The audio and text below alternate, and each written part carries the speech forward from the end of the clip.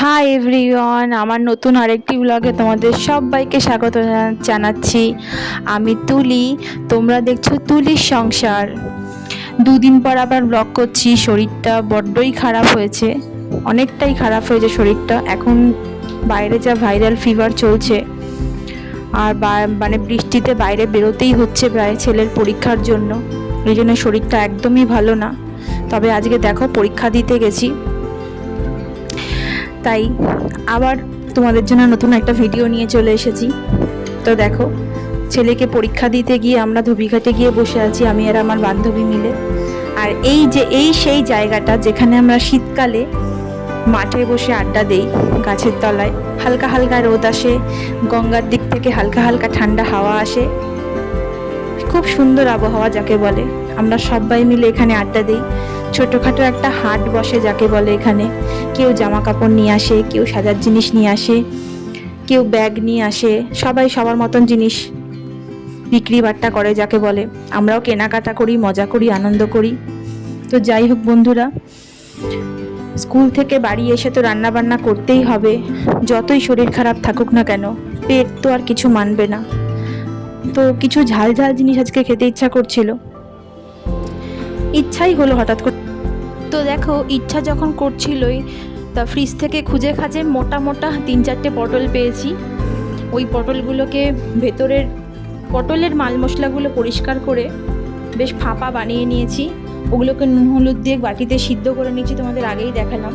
আর ওর ভেতরের যে পটলের দানাগুলো ছিল, ওর মধ্যে আরও কিছু মাল মশলা মিশিয়ে, যেমন একটুখানি যাকে বলে পোস্ত, তিল, একটু সর্ষে, আর একটু মটর ডাল ভিজানো ছিল আমার, ওটা কাঁচা লঙ্কা দিয়ে ভালো করে তেলের মধ্যে কড়াইতে ঝাল ঝাল করে নাড়াচাড়া করে নিয়েছি।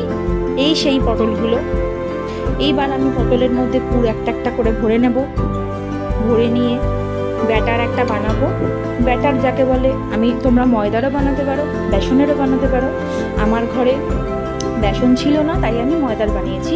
আর ময়দায় আমি সামান্য একটুখানি হালকা করে যাকে বলে একটু চালের গুঁড়ো দিয়ে নিয়েছি, যাতে এটা একটু মচমচে খাস্তা হয়।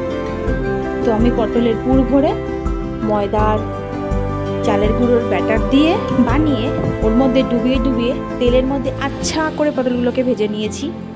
দেখো, এখন পটলগুলো ভাজছি আমি। এই দিকে রান্না করতে করতে আমি আবার এদিকেও কাজ করছি, কেননা সংসারের কাজও করতে হবে। সংসারের তো আর একটা দুটো কাজ না, ঘর ঝাড়া, মোছা, বাসন ধোয়া, ঘর গোছানো, নানান কাজ। এর মধ্যে আমি আবার ছেলেকে খাইয়ে দাইয়ে পড়তেও পাঠিয়ে দিয়েছি। এখন দেখো, আমি ঘরটা ঝেড়ে নিচ্ছি। ঘর ঝেড়ে নিয়ে ঘর দৌড়ো মুছবো। শরীর খারাপ থাকলে না, কাজ করতে আরও বেশি অলসতা লাগে। শরীর ভালো থাকলে কাজে বেশি সময়ও লাগে না, দেখবে। আর শরীর যেদিনকে চলে না, সেদিনকে যেন আরও বিরক্ত লাগে। কিন্তু ওই যে বললাম, সকালবেলা ঘুম থেকে উঠেই কেউ যেন আমাদের চাবি দিয়ে দেয়, চাবি দিয়ে ঘুরিয়ে দেয়, নিয়ে এবার চলতে শুরু কর, পুতুলের মতন নাচতে শুরু কর। আর আমরাও শুরু হয়ে যাই সেই তালে তালে, একের পর এক কাজ করতেই থাকি। আমাদের সবার জীবনেই এটা আছে বলো, আমরা সবাই প্রায় এরকমই। তো দেখো, ঘর তো আমার ঝাড়া হয়ে গেল। ঘর দোর ঝেড়ে এখন আমি ঘর মুছবো।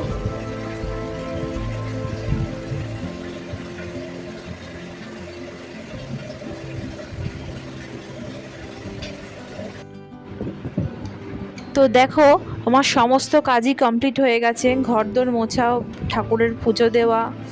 তা এখন বসে গেছি দেখো ভাত খেতে। আজকে আর কিছুই রান্না করিনি, শুধু সেই স্পেশাল পটলের আইটেমটা রান্না করেছি, যেটা তোমাদেরকে দেখালাম।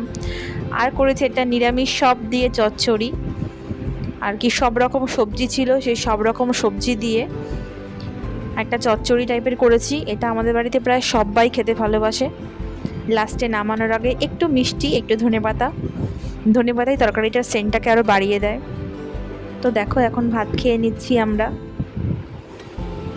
নিরামিষ তরকারিটা খেতে ভালোই হয়েছিল, আর পটলটাও খেতে বেশ ভালোই হয়েছিল।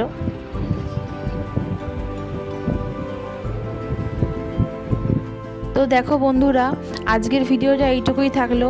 আবার দেখা হবে তোমাদের সঙ্গে আমার পরবর্তী ভিডিওতে। তাহলে আজকের মতন টাটা, বাই বাই, নমস্কার।